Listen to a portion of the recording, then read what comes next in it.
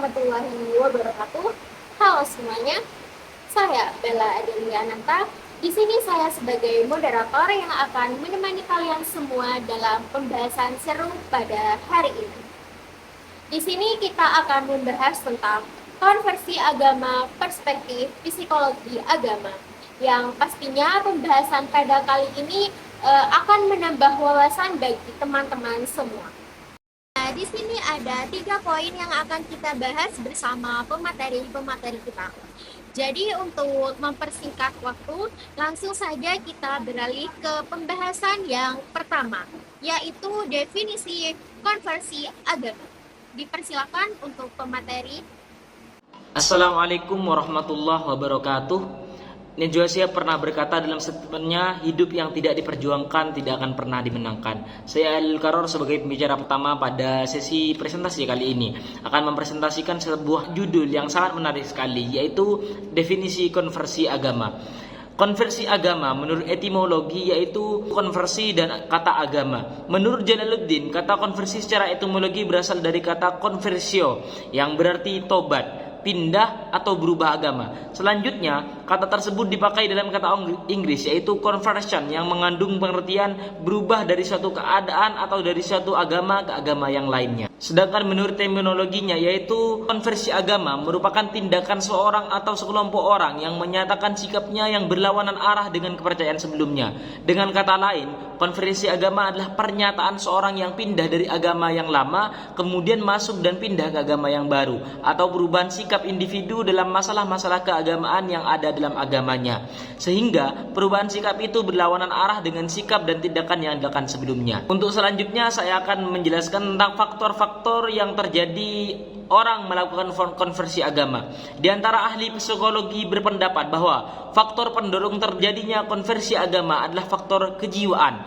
di mana orang menghadapi situasi yang menakutkan dan tekanan batinnya tidak bisa diatasi. Mereka bisa mengalahkan motif-motif atau pandangan hidup terdahulu yang selama ini ditaati. Cara fisiologis yang mendorong terjadinya konversi agama dapat dikelompokkan kepada 2 faktor utama, yaitu yang pertama sebagai faktor internal. Faktor internal merupakan faktor yang berasal dari dalam dirinya sendiri, yaitu turut mempengaruhi dorong faktor terjadinya konversi agama.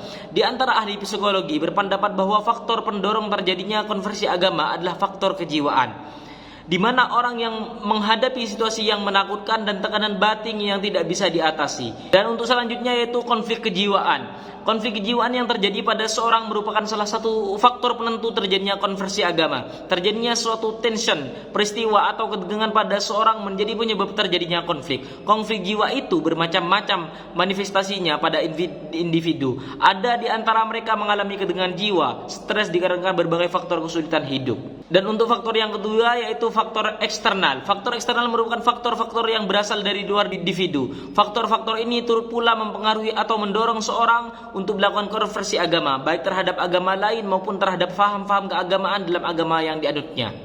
Mungkin itu saja dari saya sebagai materi pertama. Baik, terima kasih. Nah, kita sudah ada pada pembahasan yang terakhir, yaitu tentang konversi agama dari sudut pandang psikologi agama. Dipersilakan kepada pemateri untuk menyampaikan. Assalamualaikum warahmatullahi wabarakatuh. Perkenalkan, nama saya Abduri dari kelompok 10. Di sini saya akan mempresentasikan tentang konversi agama dari sudut pandang psikologi agama.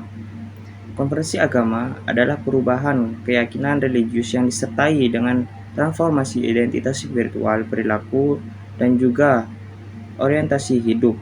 Dalam psikologi agama, ini dipandang sebagai proses psikologis yang bisa terjadi secara bertahap mendadak.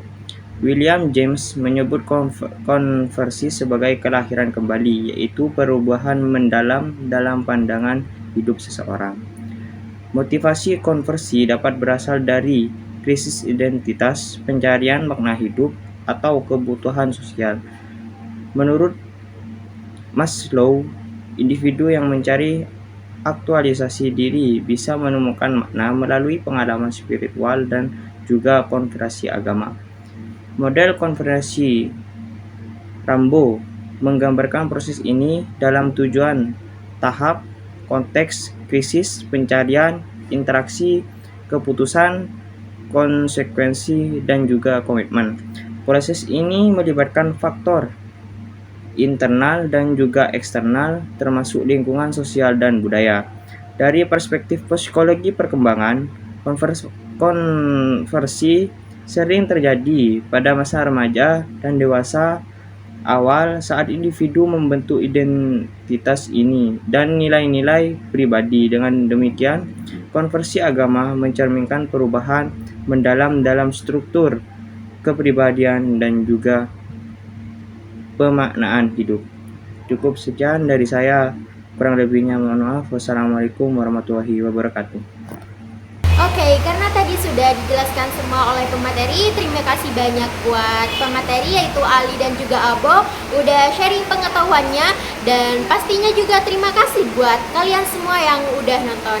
Sampai jumpa. Wassalamualaikum warahmatullahi wabarakatuh.